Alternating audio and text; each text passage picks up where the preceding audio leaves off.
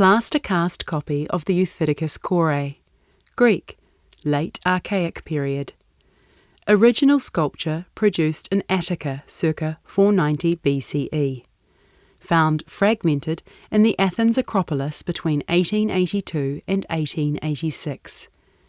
James Logie Memorial Collection, accession number CC14. Before us stands a young maiden. Her proportions are that of a realistic young woman, though her head is slightly oversized. At just over 1.2 metres tall, she stands upright on a small circular base. Her left leg is inched forward slightly in front of her right leg, giving her a sense of being in motion. Known as the contrapposto stance, this pose sought to innovate and move away from the stiffness seen in earlier ancient Greek sculptures. The statue is a copy made of plaster. The original sculpture would have been carved from marble and richly painted. This copy, however, is plain white with a slight pink tinge. The Euthydikos Kore shows some signs of damage. She is missing the fingers from her left hand and her right arm from the elbow down. A single braid of hair on her left torso is also missing.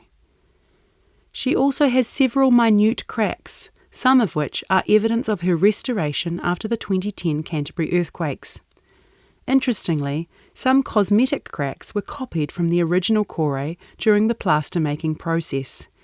These show the weathering on the original sculpture. The maiden has her hair in ropey braids shaped into a thick fringe, which protrudes from beneath her headband and arches across her face above her eyebrows. On the side of her head, several ropey braids flow down her neck, over her shoulders, back and breasts, until they reach just above her navel. She has soft, rounded figures and a relaxed facial expression. Her eyes are shaped like almonds, typical of the Archaic period, but her neutral expression and more natural-looking mouth are more typical of early classical or severe styles of Greek sculpture. The Euthydikos Kore is dressed in a softly draped chiton, a full-length dress that runs all the way to her ankles. On top of that, she also wears an outer garment known as a himation, which is pinned over her right shoulder and passes under her left arm. Traces of the highly patterned decoration adorning the garment of the original statue are evident, as seen from the geometric lines on her right sleeve. Her clothing is almost transparent, as you can clearly see the outline of her breasts. The fabric is incredibly lifelike in the way it flows over her body. The Kore's missing right arm would have stretched out directly in front of her at waist height, while her left arm is bent down towards her knees. The fabric of her dress rises upwards to meet her missing left hand. It is thought that the Kore was likely holding an offering or symbolic object, such as a persimmon, in her right hand and was pulling her chiton aside with her left to facilitate movement.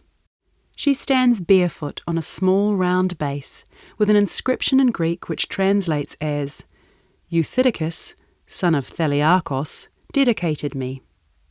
It is carved in letters large enough to be read from a distance and wraps around the base so it can be read from multiple angles. The original Euthydikos Kore, housed at the Acropolis Museum in Athens, was found in two parts on the Acropolis during the 1880s. The first fragment, found in 1882, was the top portion of her body, from her head down to above her navel. The second fragment, from just above her knee down to and including the base of the sculpture, was found between 1886 to 1887. The manufacturer of the plaster cast Kore filled in the missing midsection when they created the plaster cast. It is likely that the Euthydikos Kore was a votive statue intended to be an offering and stood on the grounds of the Acropolis itself. Researchers believe it was part of the ritually buried debris left in the wake of the Persian invasion of Athens and the destruction of the Acropolis in 480 BCE.